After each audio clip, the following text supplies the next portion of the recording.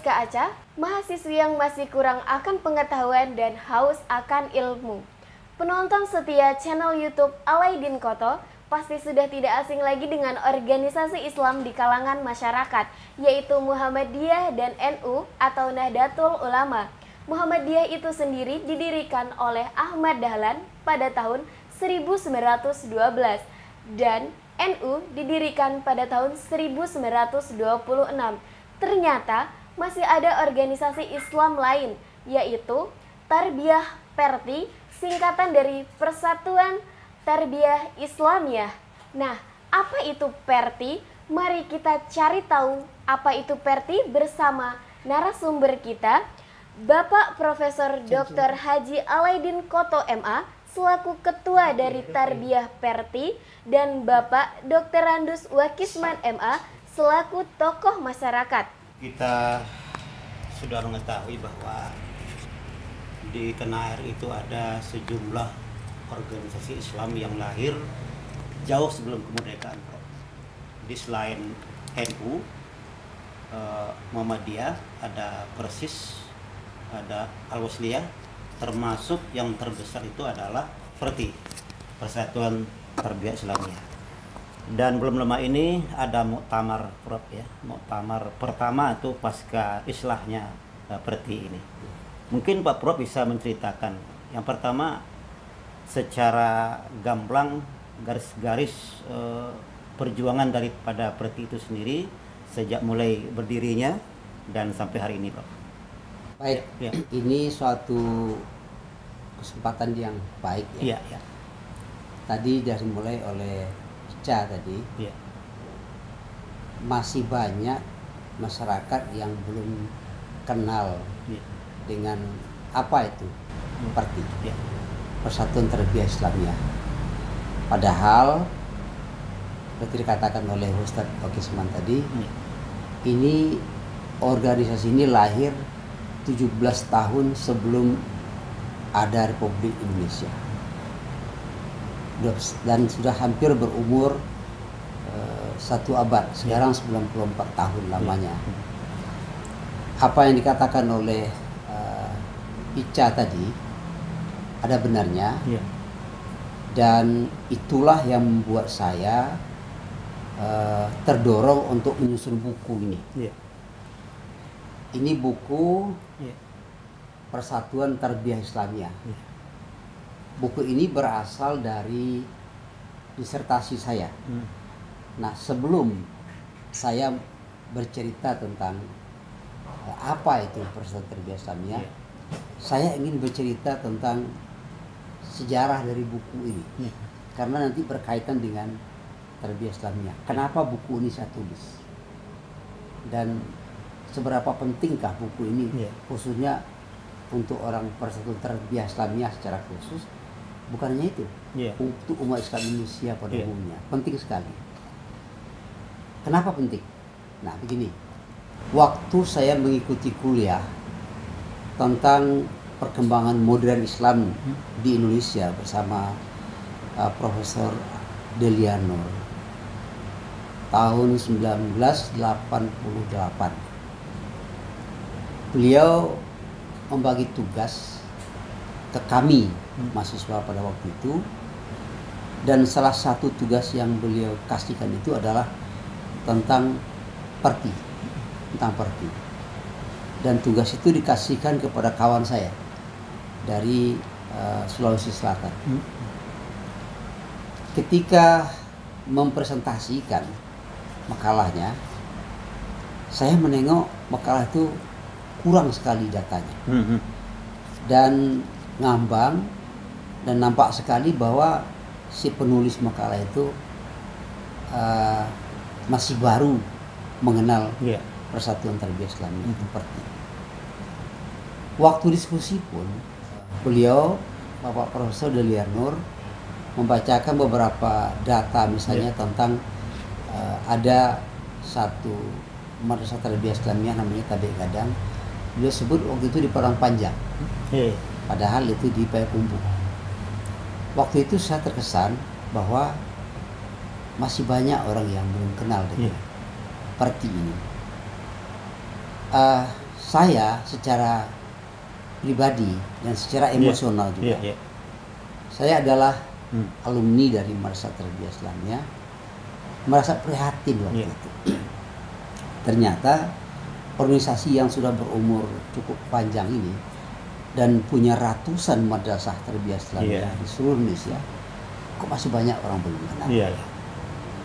Setelah ditelusuri beberapa diskusi dengan kawan-kawan itu, mereka kekurangan referensi tentang Persatuan Tarbiyah Islamiyah. Maka terpancinglah saya, atau saya merasa punya kewajiban moral untuk mengangkat organisasi ini dalam kajian akademik. Tahun 90 kalau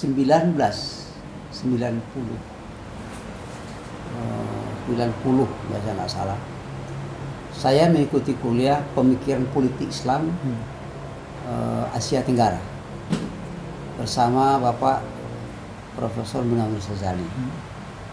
Dapat lagi tugas tentang Perti.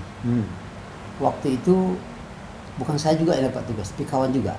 Dan datanya masih katakanlah ngawur pada waktu itu. Maka saya semakin menjadi tertantang sebagai alumni, sebagai anak yang dilahirkan dari rahim seorang ibu anggota partai Perti, yang juga sebagai anggota Laskar Muslimat Indonesia pada waktu itu. Saya merasa saya wajib tulis ini. Saya wajib buat penelitian ini, dan saya wajib bukukan ini. Saya mau angkat Perti ini menjadi sebuah karya ilmiah yang diuji secara akademik di tingkat doktoral. Sampai tahun 1990 itu belum ada satupun buku yang ditulis orang tentang Perti dalam ketingkat dengan buku-buku yang buku ilmiah. Yang ada buku-buku yang ditulis secara Perti yang ditulis secara sporadis dari berbagai sumber. Singkat cerita, saya bergemuruh jiwa saya harus tulis ini. Mudah-mudahan ini bisa menjadi bahagian dari pengabdian saya kepada guru-guru saya, pada buya-buya saya di pesantren yang telah mendidik saya. Sekarang saya mengikuti kuliah di tingkat doktoral, dan saya sebagai anak daripada orang Perti malu kalau organisasi sebesar ini tidak dikenal dan kemudian tidak punya referensi. Nah, tahun itu juga 91 saya ajukan proposal disertasi pemikiran politik Perti. Waktu saya ajukan dan diskusikan, diskusi itu dipimpin oleh Profesor Roni Setion, Doktor Pasca Sejarah waktu itu. Apa kata beliau? Judul kamu ini bagus, dan bukan hanya bagus tapi penting. Tapi kata beliau, saya tidak tahu apa kamu bisa selesai apa tidak. Itu saya tertantang lagi. Kenapa gitu, Prof? Saya katakan ini penting, ini bagus. Saya ragu kamu selesai karena penelitian ini akan menelusuri arsip, menelusuri dokumentasi. Dan saya tahu orang Perti itu tidak kata beliau waktu itu tidak ada yang punya arsip. Tidak jelimet lah di dalam arsip buku-buku terkait tarbiyah itu jadi kecuali satu, kata beliau waktu itu. Siapa? Pak Buya Haji Syarifudin Abbas. Ketika sudah itu saya punya, terus saya tertantang lagi. Saya bisa nggak selesai, dikhawatirkan. Rupanya ketika saya diskusi dengan Prof. Deliar, Prof. Deliar juga beberapa seperti itu. Iya. Saya ragu kamu selesai apa tidak.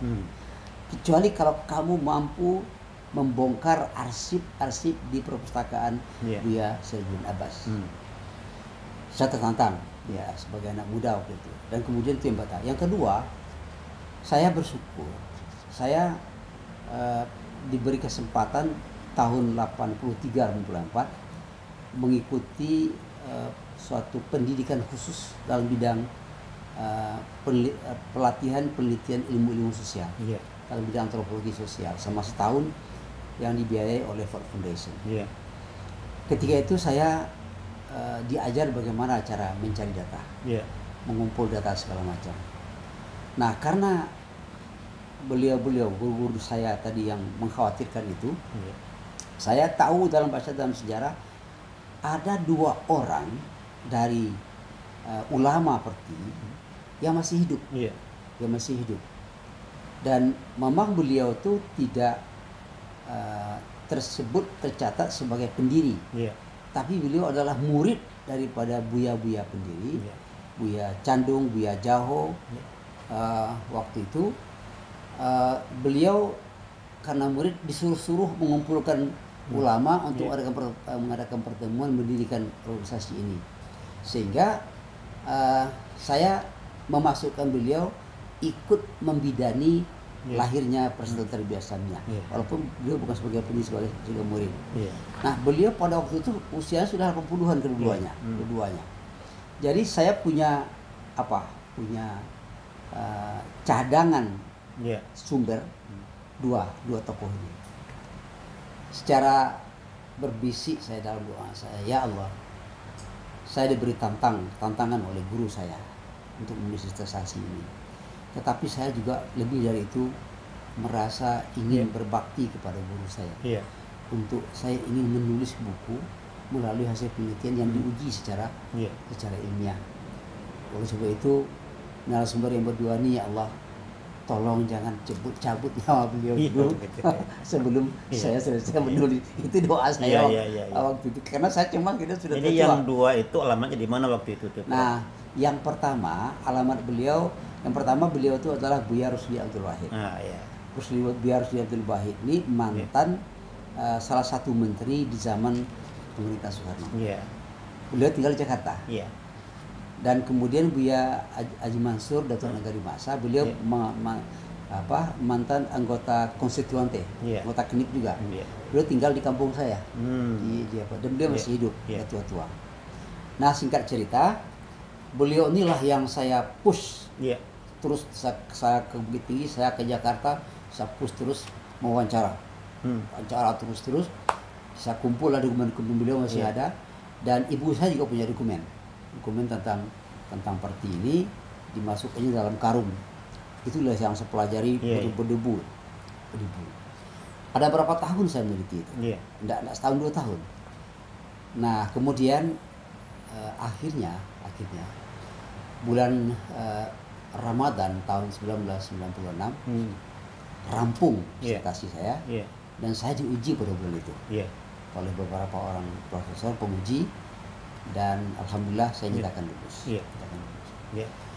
Waktu lulus itu saya ada banyak sekali yang membuat saya merasa bersyukur. Yang pertama, selesai sekolah. Yang kedua, pada saat saya ujian itu ibu saya sedang sakit, sedang dirawat. Ketika itu saya ujian, saya mohon telepon ke Pekanbaru.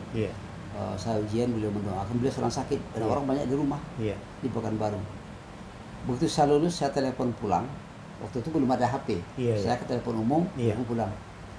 Jadi kata istri saya waktu itu, umi saya yang sedang sakit, waktu saya telepon itu, begitu saya katakan lulus, beliau duduk langsung. Itu kebahagiaan saya bertambah-tambah. Yang satu, yang ketiga rasanya. Insya Allah tidak lama lagi saya akan mempersembahkan sebuah buku untuk arwah guru-guru saya. Buku tentang Persatuan Tarbiyah Islamiyah, berapapun sederhananya, tetapi sudah diuji di tingkat doktoral, di tingkat doktor. Saya akan persembahkan. Jadi sudah ada disertasi. Mau bukunya belum? Buku belum. Jadi ada 3. 3 hal yang membuat saya sangat gembira waktu itu. Saya berdoa mudah-mudahan bisa saya terbitkan. Betul, setelah semuanya itu saya rasakan, saya bersyukur sudah acara katakan semacam acara seremoni sebentar lah habis kuliah, karena itu belum puasa. Habis belum puasa di bulan Ramadan. Datang kawan yang bekerja di sebuah penerbit. Penerbit. Itu doa saya makbul sekali. Minta Aladin, buku disertasi kamu tolong diapakan di format untuk jadi buku. Saya akan jadikan buku. Bertambah jadi saya. Bertambah jadi saya itu. Saya burukan, saya jadikan akhirnya singkat cerita menjelang itu tuh untuk menerbitkan itu perlu dana. Itu penerbitnya katanya itu dananya dari kita. Saya tidak punya dana. Nah, waktu itu ketua parti pusat itu nama beliau Pak Yudo Paripurno. Yudo Paripurno itu seorang notaris yang terkenal. Kata beliau, Aladin, saya yang biaya. Aduh, bicara tambah apa saya kan? Selesailah buku itu tahun 1997. Saya syukur, alhamdulillah semua yang saya rindukan dikabulkan oleh Allah. Nah, waktu parti mengadakan muktamar, lupa saya tanggal 97 atau 98 di Pondok Gede, buku itu saya bawa. Saya bagi. Ketika membagi buku itu, saya keluar air mata saya. Inilah buku pertama tentang Persatuan Tarbiyah Islamiyah yang pernah ditulis secara akademik. Saya bagi buku itu dan saya langsung presentasikan. Waktu itu juga saya tantang lah yang saya angkatan dengan saya, mudah-mudahan ini buku pertama. Ini buku pertama dan tidak ada dalam batin yang secara ilmiah. Saya berharap jangan jadikan buku saya ini buku pertama dan terakhir. Saya berharap setelah ini akan lahir buku tentang ini. Nah, jadi tadi dari Ustaz Wakisman bertanya bagaimana kiprah daripada parti ini sebenarnya di Republik ini. Karena tadi dikatakan masih banyak orang yang belum tahu. Nah, ini penting. Pertanyaan Ustaz Wakisman tadi termasuk Ica itu mengingatkan saya kepada apa yang pernah dikatakan oleh Alvin Toffler, seorang futuris. Tahun 80-an nggak salah. Apa dia bilang? Setiap kita betapapun kelihatannya tidak penting, tapi tetap merupakan serpihan dari sejarah. Jadi tidak ada yang tidak penting. Jadi kalau kita mau memahami bangsa ini, pahamilah semua komponen yang ada dalam bangsa ini. Jadi orang belum banyak memahami Persatuan Tarbiyah Islamiyah. Persatuan Tarbiyah ini adalah partai Islam yang kedua terbesar, yang ketiga terbesar. Sesudah Masyumi dan NU dalam pemilu 1955 terbesar. Terbesar. Kemudian dia hilang karena ada perpecahan internal. Dia seperti tenggelam. Itu 1970-an. Nah, tahun 2016 dia akan pecah dua. Tahun 1970, tahun 2016 islah. Bukan kedua. Inilah kita akan kedua. Kisah tadi dari buku kisah ini dulu saya antarkan bahwa dari dulu saya sudah punya kesan bahwa orang masih banyak belum tahu. Nah, sekarang saja ternyata anak muda masih banyak. Yang anak muda masih ada yang bertanya seperti itu apa. Nah, saya masih terbawa untuk sebagai tanggung jawab moral menyampaikan itu. Jadi garis-garis besar buku ini seperti apa itu Pak? Sebelum saya lanjutkan dengan yang lain. Garis besar buku ini sebenarnya intinya dalam disertasi itu pemikiran politik. Itu intinya. Karena memang saya mengambil konsentrasi saya di S3 itu adalah pemikiran politik. Tapi untuk sampai ke sana, untuk sampai kepada pemikiran politik, tidak ada pemikiran yang langsung begitu saja lahir tanpa ada yang menyebabkan dia lahir di belakang. Makanya saya urut belakang Pertiwi lahir. Kenapa Pertiwi lahir? Di mana dia lahir, siapa pendirinya, dan tujuannya apa. Nah, maka saya buat juga sejarah latar belakang lahirnya seperti itu. Jadi di sini dikatakan sejarahnya, paham keagamaannya. Kemudian Pertiwi pernah menjadi partai politik. Kenapa dia harus jadi partai politik? Nah, sekarang dalam beberapa muktamar Munas disebutkan Pertiwi harus keluar daripada partai politik. Kenapa? Nah, ini merupakan kajian yang yang Iya. sangat bagus Iya. untuk memahami kondisi Iya. Islam Indonesia. Untuk memahami umat Islam Indonesia ada banyak cara. Di antara caranya adalah memahami sejarah peran daripada Iya. organisasi Islam. Mengabaikan salah satu saja Iya. daripada organisasi Islam itu membuat sejarah Islam Indonesia itu menjadi camping. Iya. Menjadi camping dia. Maka Parti adalah menjadi. Nah sekarang di Majelis Ulama Indonesia Iya. itu ada 3 wakil ketua umum. Hmm. Yang pertama wakil ketua umum berasal dari NU, Iya. yang kedua dari Muhammadiyah, yang ketiga dari Parti. Seperti.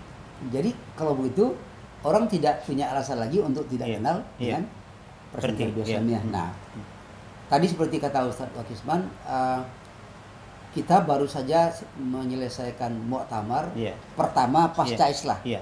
tanggal 23 sampai tanggal 25 yang lalu, Iya. yang dihadiri langsung oleh Wakil Presiden Republik Indonesia Pak Profesor Ma'ruf Amin. Iya. Jadi istilah Islah itu mungkin perlu diperjelas, Pak. Karena dulu setelah fusi partai 74 ya. Jadi dari 10 partai itu menjadi 3 partai. Jadi ada yang hilang gitu. Walaupun demikian yang namanya parti itu tetap ada pemisahannya, Pak. Nah, jadi ini Ya. mungkin perlu diperjelas kepada masyarakat gitu kan. Ya, jadi begini, mudah-mudahan Allah mengizinkan Ya. kita. Iya. Kita ingin membuat ini tayangan ini berseri. Iya. Berseri. Kita coba lihat Iya. dari latar belakang. Iya. Begini, kalau kita ingin memahami suatu bangsa, lihatlah sejarah bangsa. Iya. Kalau mau memahami suatu organisasi, lihatlah sejarahnya. Iya. Nah, sejarah itu bisa daerahnya Iya. dan bisa perkembang pemikirannya. Iya. Nah, kenapa kok Parti lahir itu, apa yang latar belakang? Ini yang paling penting. Iya. Ini paling penting. Jadi sama dengan negara kita ini, saya selalu mengatakan orang yang tidak paham tentang sejarah masa lalunya, Iya. dia akan berjalan dalam kegelapan di masa datang. Iya. Nah, satu generasi yang tidak paham dengan sejarah bangsanya, Iya. dengan sejarah negaranya, generasi itu akan berjalan tanpa pelita. Dia bisa disesatkan jalannya Iya. oleh orang lain. Iya. Maka sejarah itu sangat penting. Bukan hanya sangat penting, Iya. sejarah itu adalah keniscayaan yang harus dipahami oleh setiap generasi. Jadi sebelum sampai kepada Iya. Islah itu, Iya. ada baiknya kita berbicara, Iya. kita lemputin nanti Iya. di mana dia lahir. Iya. Iya. Oke. Dan kemudian waktu dia lahir itu atau sebelum dia lahir, Iya. kondisi seperti apa yang terjadi di tempat dia lahir. Nah, kita awali Iya. Persatuan Tarbiyah Islamiyah itu lahir di daerah sekarang menjadi daerah Minangkabau, daerah Iya. Sumatera Barat. Iya. Dulu belum ada istilah Iya. Sumatera Barat. Ya. Iya. Jadi baru apa namanya waktu itu, apa residen atau apa saya lupa juga. Iya, iya. Ya, jadi itulah. Jadi Persatuan Tarbiyah Islamiyah ini lahir Iya. itu dilatar belakangi oleh kondisi umat Islam yang ada di sekitar Minangkabau di sekitarnya. Iya. Jadi masuk daerah Sumbar sekarang, Jambi, Iya. Riau, Hmm. ya terus ke Sumatera Selatan dan Iya. ke atas. Jadi kondisi waktu itu tahun Parti ini lahir tahun 1928. Iya. Tapi sebelum itu dia sudah berproses. Iya. Berproses dengan gencarnya gerakan tajdid Iya. di Minangkabau yang dibawa oleh kalangan kaum Iya. kaum muda. Iya. Kaum muda yang membawa paham pembaharuan Iya. dari Hijaz, Hmm. dari Hijaz. Nah, paham pembaharuan ini, kalau paham tajdid yang dibawa itu salah satunya adalah paham yang mengajarkan bahwa kita harus tidak ikut bermazhab, Iya. tidak boleh bermazhab, Iya. dan tidak boleh kalau mau memahami Islam langsung ada kepada sumber asli Iya. Al-Quran dan hadis. Hmm. Sementara Iya. untuk saat itu Iya. kalangan Hmm. ulama kaum tua Iya. melihat kondisi umat pada waktu itu belum mampu, Iya. ya. Jadi yang ada pada waktu itu adalah umat Iya. bagaimana dia Iya. mengikut kepada ulama-ulama Iya. ulama yang ada waktu itu, dan paham yang berkembang adalah paham yang dianut oleh umat Islam Indonesia pada waktu Iya. itu semuanya adalah mazhab Syafi'i Iya. dan Ahlus Sunnah wal Jamaah. Jadi pahamnya Ahlus Sunnah wal Jamaah berdasarkan ajaran Abu Hasan Al-Asy'ari, Iya. Abu Mansur Maturidi. Maturidi. Iya. Dalam bidang akidah, Iya. dalam bidang syariah, ibadah itu adalah Iya. mazhab Syafi'i. Jadi paham pembaharuan kemudian yang datang Iya. ke ranah Minangkabau pada itu mengatakan tidak perlu bermazhab Iya. lagi. Iya. Jadi itu dianggap suatu perbuatan Iya. yang salah. Lalu orang-orang bermazhab dianggap itu perbuatan bid'ah. Iya. Jadi kondisi pada waktu itu, pada tahun di akhir-akhir abad ke-19, kondisi di Minangkabau itu bergejolak lah polemik keagamaan di sekitar pembaharuan, Iya. di sekitar tarekat, di Iya. sekitar bermazhab dan lain sebagainya. Nah, paham yang datang kemudian ini membuat umat pecah belah. Iya. Tidak tanggung-tanggung. Famili saya diceritakan oleh umi saya. Pemilih saya itu ada anak gadisnya yang diusir dari rumah. Gara-gara ayahnya mengikut paham Iya. yang pembaharuan itu Hmm. dan anaknya tidak mau, Iya. diusir lalu pindah ke rumah saya. Ada orang suami istri bercerai. Nah, sementara itu kalangan ulama kaum tua ini berbahaya. Ulama kaum tua pada itu bukan tidak memahami Iya. dasar pemikiran dibawa oleh kaum muda itu. Tetapi untuk diaplikasikan di daerah Iya. Minangkabau atau Indonesia pada umumnya belum tepat pada waktu itu, karena Iya. itu akan menimbulkan perpecahan. Iya. Dan ternyata seperti sekarang ini, Iya. persis seperti sekarang ini. Itu. Iya. Mungkin kalau kita bicara soal tarbiyah ya Prof, itu identik dengan ini candong. Iya. Seperti apa peran beliau di dalam rangka mewujudkan tarbiyah itu sendiri? Jadi begini, Nyik Candung atau Buya Candung ini, Iya. beliau pulang belajar dari Mekah Hmm. pada tahun 1907. Iya. Kemudian 1908 beliau mendirikan namanya Surau Baru. Iya. Surau Baru itu adalah lembaga pendidikan, Hmm. tapi dengan sistem halakah. Halakah. Halakah, jadi berhalakah-halakah. Nah, yang beliau lakukan ini diikuti oleh Iya. ulama-ulama kaum tua di Iya. Minangkabau itu. Iya. Ada di Jaho, Padang Panjang, ada Tabek Padang, Iya. di Payakumbuh Payakumbuh, ya. ya. Hmm. Ada di Maninjau, Hmm. dan beberapa yang lain, dan itu berkembang Iya. sekali. Itu tuh. Nah, pada tahun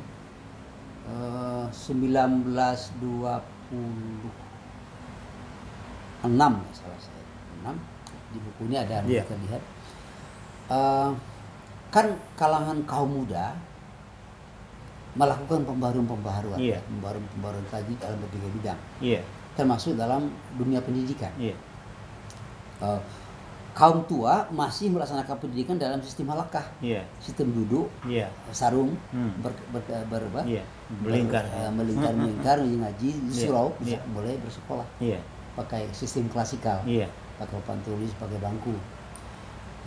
Di antara ulama kaum tua itu nama beliau Syekh Abbas sedang lawas, punya pikiran begini. Tidak semuanya yang dilakukan oleh kaum muda itu Iya. tidak bisa kita terima. Iya. Pembaharuan yang dilakukan oleh kaum muda itu ada yang perlu kita adopsi, Iya. dilakukan. Tapi karena beliau bukan yang lebih senior, Iya. Buya Candung yang senior, Iya. beliau tulislah surat. Beliau tulis surat ke Buya Candung Iya. supaya Buya Candung memikirkan Iya. bagaimana kalau surau baru yang didirikan oleh Buya Candung itu diubah, Iya. dikembangkan, sistem pendidikannya menjadi klasikal juga. Klasikal. Nah, oleh Buya Candung, surat itu beliau bawa berdiskusi dengan murid-murid beliau. Iya. Jadi ini Iya. demokrasinya Iya. buya-buya kita Iya. dulu. Tidak langsung walaupun beliau yang punya, Iya. dibawa berdiskusi dengan murid-murid beliau.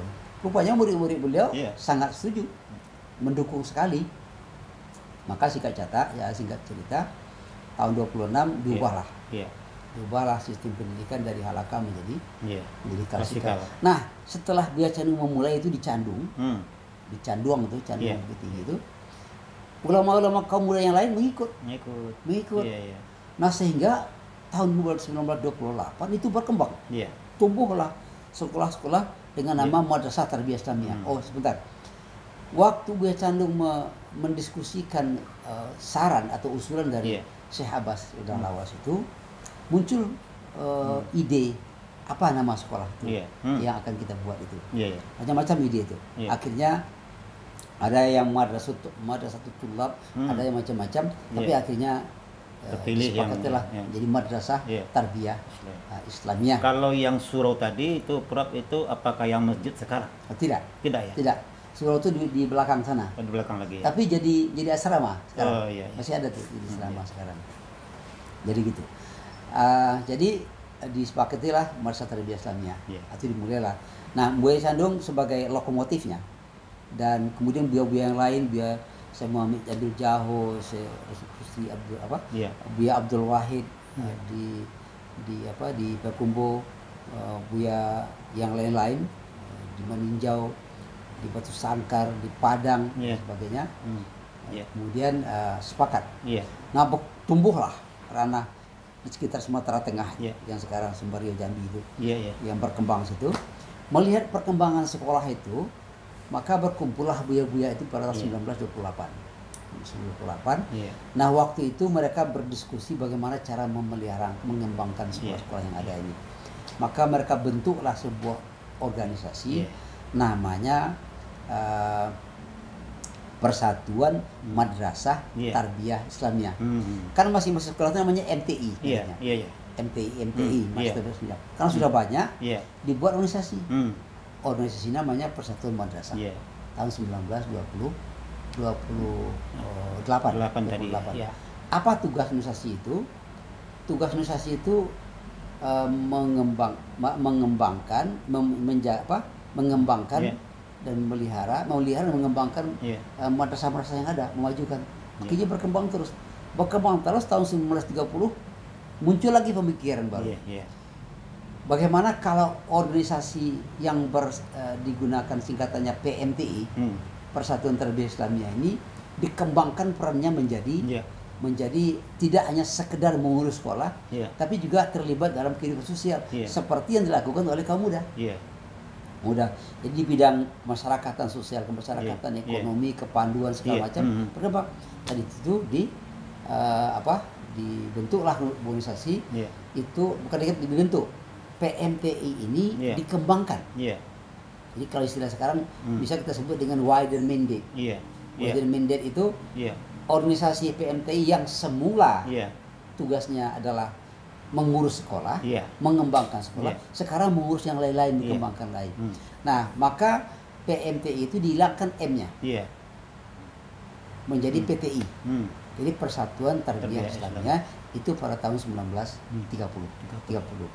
Tetapi organisasi Persatuan Tarbiyah Islamiyah ini, ulama-ulama itu sepakat menjadikan tahun 5 Mei 28 sebagai hari lahirnya. Kenapa? Karena yang tahun 30 ini hanya merupakan pengembangan saja. Pengembangan saja dari tahun yang 1928. Maka disepakati oleh ulama itu bahwa Persatuan Tarbiyah Islamiyah ini berdirinya tahun 5 Mei 1928. Ingat, itu sebelum Indonesia merdeka. Bahkan sebelum Sumpah Pemuda. Itu yang perlu. Baik, Prof, menarik apa yang kita bincangkan, walaupun nomor pertama ya, Prof, tapi ini telah membuka cara pola berpikir kita bagaimana nanti kedepannya kita bisa lebih kembangkan lagi. Ya mungkin kalau buku ini saja mungkin sudah cukup memberikan arahan kepada kita, Prof, untuk kita kembangkan nanti pada pertemuan yang akan datang. Amin. Mungkin ada dari mahasiswa yang ingin ditanyakan. Nah, sebagaimana penjelasan Prof tadi sudah menjawab rasa penasaran Rizka, Prof. Tapi sebelumnya Rizka izin bertanya, boleh, Prof? Boleh. Menurut Prof, mungkin Prof dapat memberitahu Rizka apa sebenarnya visi misi dari Perti ini dan harapan Prof ke depannya untuk kaum muda, serta harapan Prof untuk Perti ini, Prof. Ya, bagus. Dulu ketika mendirikan organisasi kan orang tua kita belum tahu misi. Apa visi misi mereka tidak tahu. Tetapi kita bisa tangkap. visinya adalah menjadi organisasi Ahlussunnah wal Jamaah Iya. yang melindungi Iya. umat dari perpecahan. Iya. Itu dia. visinya. Iya, iya. Ya. Lalu misinya menyelenggarakan pendidikan Iya. masyarakat itu. Iya. Itu misinya. Ya. Jadi ini kita aja yang membuat. Karena orang Iya. dulu tidak tahu Iya, iya. membuat, tidak ada, Iya. mereka nggak tahu visi misi itu dulu. Istilah visi misi itu mungkin dalam tata organisasi modern ya, Prof. Ya. modern, Jadi ya. ada visi, ada misi, ada tujuan, ada program, Ya. kemudian dibalut pula dengan analisis SWOT ya, Prof. Ya, Ya. ya. Itu yang ala modern itu. Pertanyaan Iya. itu bagus. Iya. Jadi begini. Waktu itu orang belum berani bicara tentang kemerdekaan. Iya. Tentang kemerdekaan. Tetapi waktu saya wawancara dengan Buya yang berdua itu, beliau sudah menangkap dari buya-buya beliau, Iya. dari Buya Candung, Buya Abdul Wahid itu, bahwa ujung-ujungnya Iya. kita akan berperan untuk Iya.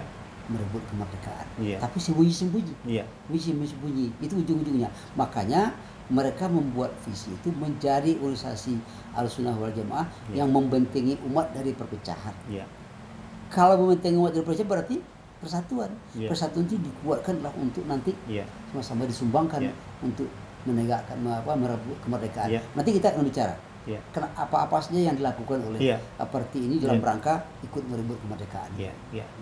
Segera seperti itu ya, Rizka ya. Iya, iya, terima Dan kasih. mungkin cukup sekian dulu bincang kita perdana untuk malam hari ini. Ya, nanti akan kita lanjutkan pada bincang kita yang akan datang. Amin, amin. Terima kasih ya. Amin, Ya. amin.